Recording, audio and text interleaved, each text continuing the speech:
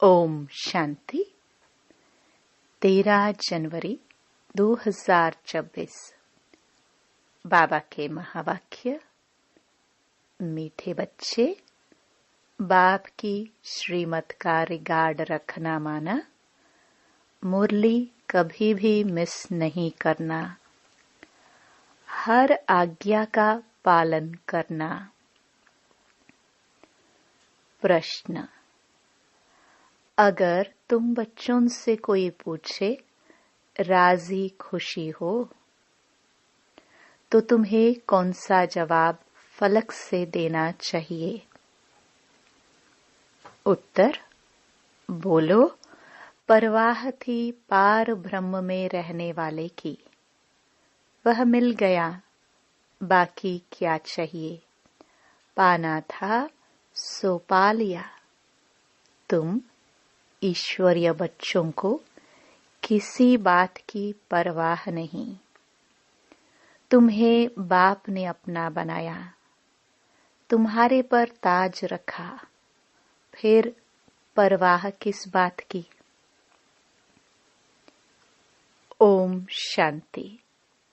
बाप समझाते हैं, बच्चों की बुद्धि में जरूर होगा कि बाबा बाप भी है, टीचर भी है, सुप्रीम गुरु भी है। इसी याद में जरूर होंगे। यह याद कभी कोई सिखला भी नहीं सकते। बाप ही कल्प कल्प आकर सिखलाते हैं। वही ज्ञान सागर पतित पावन भी है। वह बाप भी है, टीचर भी है, गुरु भी है।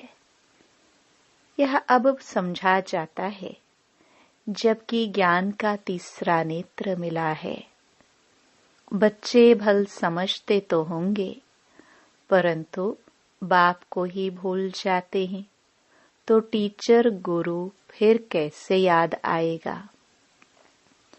माया बहुत ही प्रबल है, जो 3 रूप में महिमा होते हुए भी तीनों को भुला देती है। इतनी सर्वशक्तिमान है। बच्चे भी लिखते हैं, बाबा हम भूल जाते हैं, माया ऐसी प्रबल है।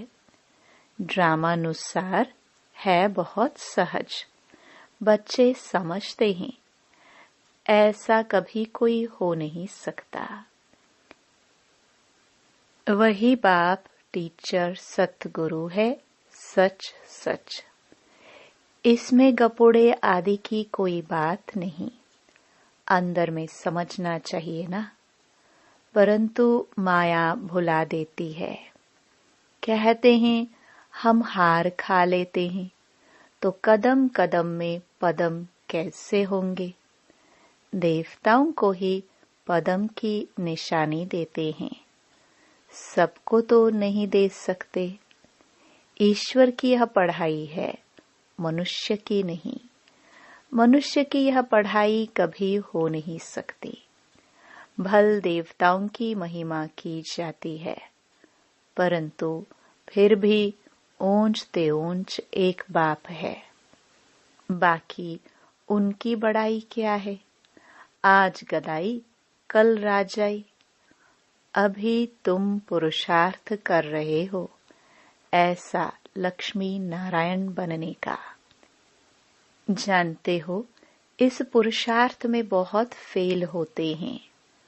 पढ़ते फिर भी इतने हैं जितने कल्प पहले पास हुए थे। वास्तव में ज्ञान है भी बहुत सहज, परंतु माया भुला देती है। बाप कहते हैं अपना चार्ट लिखो, परंतु लिख नहीं पाते हैं। कहाँ तक बैठ लिखे? अगर लिखते भी हैं तो जांच करते हैं 2 घंटा याद में रहे। फिर वह भी उन्हों को मालूम पड़ता है जो बाप की श्रीमत को अमल में लाते हैं। बाप तो समझेंगे। इन विचारों को लज्जा आती होगी, नहीं तो श्रीमत अमल में लानी चाहिए, परंतु 2% मुश्किल चार्ट लिखते हैं। बच्चों को श्रीमत का इतना रिगार्ड नहीं है। मुरली मिलते हुए भी पढ़ते नहीं है। दिल में लगता जरूर होगा, बाबा कहते तो सच है, हम मुरली ही नहीं पढ़ते तो बाकी औरों को समझाएंगे क्या। याद की यात्रा। ओम शांति। रूहानी बाप रूहानी बच्चों को समझाते हैं। यह तो बच्चे समझते हैं बरोबर हम आत्मा है, हमको परमपिता परमात्मा पढ़ा रहे हैं।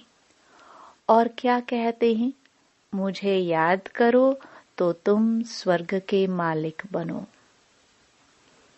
इसमें बाप भी आ गया, पढ़ाई और पढ़ाने वाला भी आ गया, सद्गति दाता भी आ गया।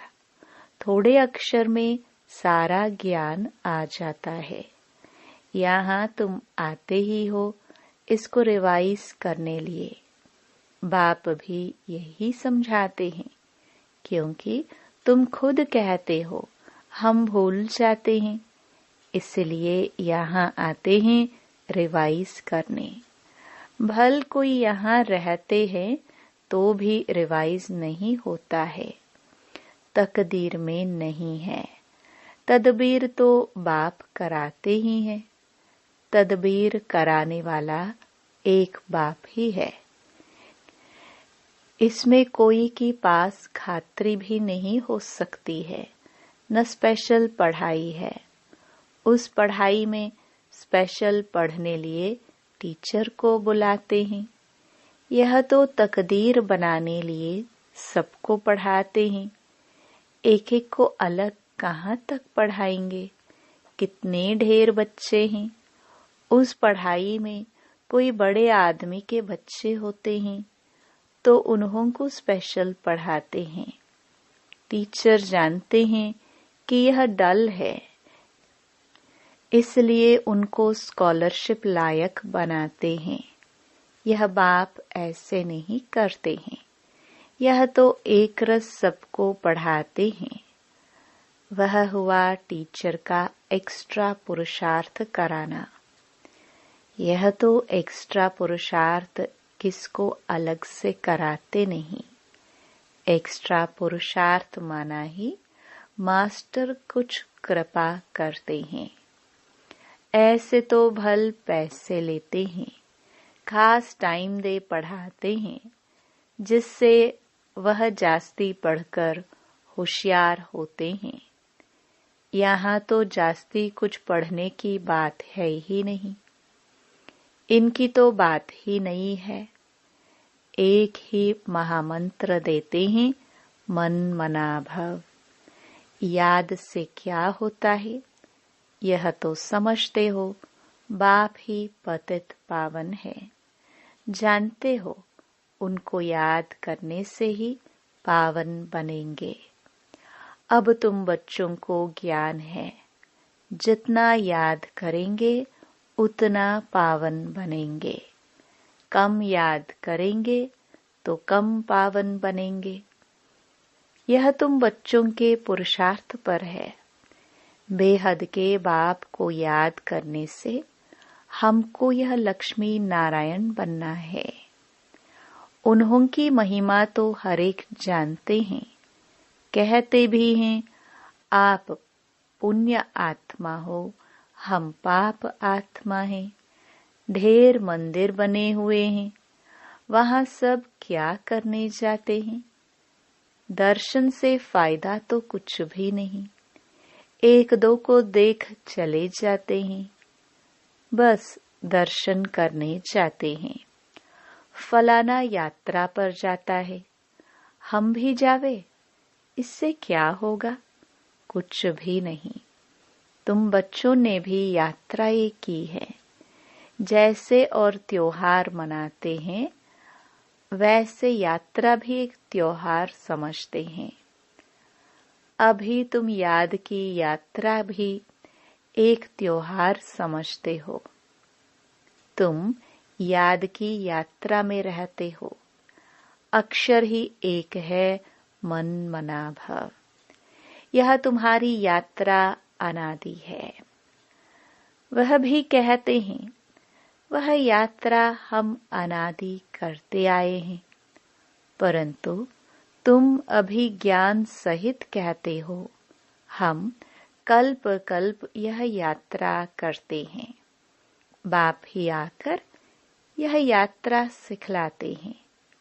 वह चारों धाम जन्म बाय जन्म यात्रा करते हैं। यह तो बेहद का बाप कहते हैं मुझे याद करो तो तुम पावन बन जाएंगे। ऐसे तो और कोई भी नहीं कहते कि यात्रा से तुम पावन बनेंगे। मनुष्य यात्रा पर जाते हैं तो वह उस समय पावन रहते हैं। आजकल तो वहां भी गंध लगा पड़ा है, पावन नहीं रहते। इस रूहानी यात्रा का तो किसको पता नहीं है। तुमको अभी बाप ने बताया है यह याद की यात्रा है सच्ची। वह यात्रा का चक्कर लगाने जाते हैं, फिर भी वैसे का वैसा बन जाते हैं। चक्कर लगाते रहते हैं। जैसे वास्को ड गामा ने सृष्टि का चक्कर लगाया, यह भी चक्कर लगाते हैं ना। गीत भी है ना, चारों तरफ लगाए फेरे, फिर भी हरदम दूर रहे। भक्ति मार्ग में तो कोई मिला नहीं सकते। भगवान कोई को मिला नहीं, भगवान से दूर ही रहे। फेरे लगाकर फिर भी घर में आकर 5 विकारों में फंसते हैं। वह सब यात्राएं हैं झूठी। अभी तुम बच्चे जानते हो यह है पुरुषोत्तम संगम युग, जबकि बाप आए हैं। एक दिन सब जान जाएंगे बाप आया हुआ है। भगवान आखिरी मिलेगा, लेकिन कैसे यह तो कोई भी जानते नहीं। यह भी मीठे मीठे बच्चे जानते हैं कि हम श्रीमत पर इस भारत को फिर से स्वर्ग बना रहे हैं। भारत का ही तुम नाम लेंगे। उस समय और कोई धर्म होता नहीं, सारी विश्व पवित्र बन जाती है। अभी तो ढेर धर्म है। बाप आकर तुमको सारे झाड़ का नॉलेज सुनाते हैं, तुमको स्मृति दिलाते हैं। तुम सो देवता थे, फिर सो क्षत्रिय, सो वैश्य, सो शूद्र बने। अभी तुम सो ब्राह्मण बने हो। यह हमसो का अर्थ बाप कितना सहज समझाते हैं। ओम अर्थात मैं आत्मा, फिर हम आत्मा, ऐसे चक्कर लगाती हैं। वह तो कह देते हम आत्मा सो परम आत्मा, परमात्मा सो हम आत्मा। एक भी नहीं जिसको हमसो का अर्थ यथार्थ मालूम हो। तो बाप कहते हैं यह जो मंत्र है यह हरदम याद रखना चाहिए। चक्र बुद्धि में नहीं होगा तो चक्रवर्ती राजा कैसे बनेंगे। अभी हम आत्मा ब्राह्मण है, फिर हम सो देवता बनेंगे। यह तुम कोई से भी जाकर पूछो, कोई नहीं बताएंगे। वह तो 84 का अर्थ भी नहीं समझते। भारत का उत्थान और पतन गाया हुआ है, यह ठीक है। सतो प्रधान, सतो रजो तमो, सूर्यवंशी, चंद्रवंशी, वैश्यवंशी। अभी तुम बच्चों को सब मालूम पड़ गया है। बीज रूप बाप को ही ज्ञान का सागर कहा जाता है। वह चक्र में नहीं आते हैं। ऐसे नहीं हम जीवात्मा सो परमात्मा बन जाते हैं। नहीं, बाप आप समान नॉलेजफुल बनाते हैं, आप समान गॉड नहीं बनाते हैं। इन बातों को बहुत अच्छी रीति समझना है, तब बुद्धि में चक्कर चल सकता है, जिसका नाम स्वदर्शन चक्र रखा है। तुम बुद्धि से समझ सकते हो हम कैसे इस 84 के चक्कर में आते हैं। इसमें सब आ जाता है, समय भी आता है, वर्ण भी आ जाते हैं, वंशावली भी आ जाती है। अब तुम बच्चों की बुद्धि में यह सारा ज्ञान होना चाहिए। नॉलेज से ही ऊंच पद मिलता है। नॉलेज होगी तो औरों को भी देंगे। यहाँ तुमसे कोई पेपर आदि नहीं भराए जाते हैं। उन स्कूलों में जब इम्तिहान होता है तो पेपर्स विलायत से आते हैं। जो विलायत में पढ़ते होंगे उन्हों की तो वहां ही रिजल्ट निकालते होंगे। उनमें भी कोई बड़ा एजुकेशन अथॉरिटी होगा जो जांच करते होंगे पेपर्स की। तुम्हारे पेपर्स की जांच कौन करेंगे? तुम खुद ही करेंगे। खुद को जो चाहो सो बनाओ। पुरुषार्थ से जो चाहे सो पद बाप से ले लो। प्रदर्शनी आदि से बच्चे पूछते हैं ना, क्या बनेंगे? देवता बनेंगे? बैरिस्टर बनेंगे? क्या बनेंगे? जितना बाप को याद करेंगे, सर्विस करेंगे, उतना फल मिलेगा। जो अच्छी रीति बाप को याद करते हैं वह समझते हैं हमको सर्विस भी करनी है, प्रजा बनानी है ना। यह राजधानी स्थापन हो रही है तो उसमें सब चाहिए। वहां वजीर होते नहीं। वजीर की दरकार उनको रहती जिसको अकल कम होता है। तुमको वहां राय की दरकार नहीं रहती है। बाबा के पास राय लेने आते हैं, स्थूल बातों की राय लेते हैं। पैसे का क्या करे, धंधा कैसे करे। बाबा कहते हैं यह दुनियावी बातें बाप के पास नहीं ले आओ। हाँ, कहाँ दिल शिकस्त बन न जाए तो कुछ न कुछ आथत देकर बता देते हैं। यह कोई मेरा धंधा नहीं है, मेरा तो ईश्वरीय धंधा है तुमको रास्ता बताने का। तुम विश्व का मालिक कैसे बनो? तुमको मिली है श्रीमत, बाकी सब हैं आसुरी मत।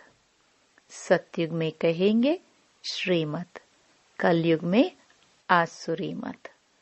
वह है ही सुखधाम। वहां ऐसे भी नहीं कहेंगे कि राजी खुशी हो, तबीयत ठीक है। यह अक्सर वहां होते नहीं। यह यहाँ पूछा जाता है, कोई तकलीफ तो नहीं है, राजी खुशी हो। इसमें तो बहुत बातें आ जाती हैं। वहां दुख है ही नहीं जो पूछा जाए। यह है ही दुख की दुनिया। वास्तव में तुमसे कोई पूछ नहीं सकते। भल माया गिराने वाली है तो भी बाप मिला है ना। तुम कहेंगे क्या तुम खुश खैराफत पूछते हो? हम ईश्वर के बच्चे हैं, हमसे क्या खुश खैराफत पूछते हो? परवाह थी पार ब्रह्म में रहने वाले बाप की, वह मिल गया, फिर किसकी परवाह? यह हमेशा याद करना चाहिए। हम किसके बच्चे हैं? यह भी बुद्धि में ज्ञान है कि जब हम पावन बन जाएंगे तो फिर लड़ाई शुरू हो जाएगी। तो जो भी तुमसे कोई पूछे कि तुम खुश राजी हो, तो बोलो, हम तो सदैव खुश राजी हैं। बीमार भी हो तो भी बाप की याद में हो। तुम स्वर्ग से भी जास्ती यहाँ खुश राजी हो, जबकि स्वर्ग की बादशाही देने वाला बाप मिला है, जो हमको इतना लायक बनाते हैं, तो हमको क्या परवाह रखी है। ईश्वर के बच्चों को क्या परवाह। वहां देवताओं की भी परवाह नहीं। देवताओं के ऊपर तो है ईश्वर। तो ईश्वर के बच्चों को क्या परवाह हो सकती है। बाबा हमको पढ़ाते हैं। बाबा हमारा टीचर सतगुरु है। बाबा हमारे ऊपर ताज रख रहे हैं। हम ताजधारी बन रहे हैं। तुम जानते हो हमको विश्व का ताज कैसे मिलता है। बाप नहीं ताज रखते, यह तो तुम जानते हो। सतयुग में बाप अपना ताज अपने बच्चों पर रखते हैं, जिसको अंग्रेजी में कहते हैं क्राउन प्रिंस। यहाँ जब तक बाप का ताज बच्चों को मिले, तब तक बच्चे को उत्कंठा रहेगी। यह बाप मेरे तो ताज हमारे सिर पर आवे। आश होगी प्रिंस से महाराजा बनूं। वहां तो ऐसी बात नहीं होती। अपने समय पर कायदे अनुसार बाप बच्चों को ताज देकर फिर किनारा कर लेते हैं। वहां वानप्रस्थ की चर्चा होती नहीं। बच्चों को महल आदि बना कर देते हैं। आशाएं सब पूरी हो जाती हैं। तुम समझ सकते हो, सतयुग में सुख ही सुख है। प्रैक्टिकल में सब सुख तब पाएंगे जब वहां जाएंगे। वह तो तुम ही जानो स्वर्ग में क्या होगा। एक शरीर छोड़ फिर कहाँ जाएंगे। अभी तुम्हें प्रैक्टिकल में बाप पढ़ा रहे हैं। तुम जानते हो हम सच सच स्वर्ग में जाएंगे। वह तो कह देते हम स्वर्ग में जाते हैं, पता भी नहीं है स्वर्ग किसको कहा जाता है। जन्म जन्मांतर यह अज्ञान की बातें सुनते आए। अभी बाप तुमको सत्य बातें सुनाते हैं। अच्छा, मीठे मीठे सिखिलदे बच्चों प्रति मात पिता बाप दादा का याद प्यार और गुड मॉर्निंग। रूहानी बाप की रूहानी बच्चों को नमस्ते। धारणा के लिए मुख्य सार। पहला, सदा राजी खुशी रहने के लिए बाप की याद में रहना है। पढ़ाई से अपने ऊपर राजाई का ताज रखना है। दूसरा, श्रीमत पर भारत को स्वर्ग बनाने की सेवा करनी है। सदा श्रीमत का रिगार्ड रखना है। वरदान, श्रेष्ठ तकदीर की स्मृति द्वारा अपने समर्थ स्वरूप में रहने वाले सूर्यवंशी पद के अधिकारी भव।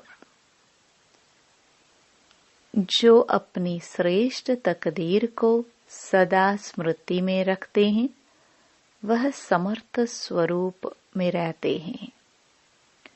उन्हें सदा अपना अनादि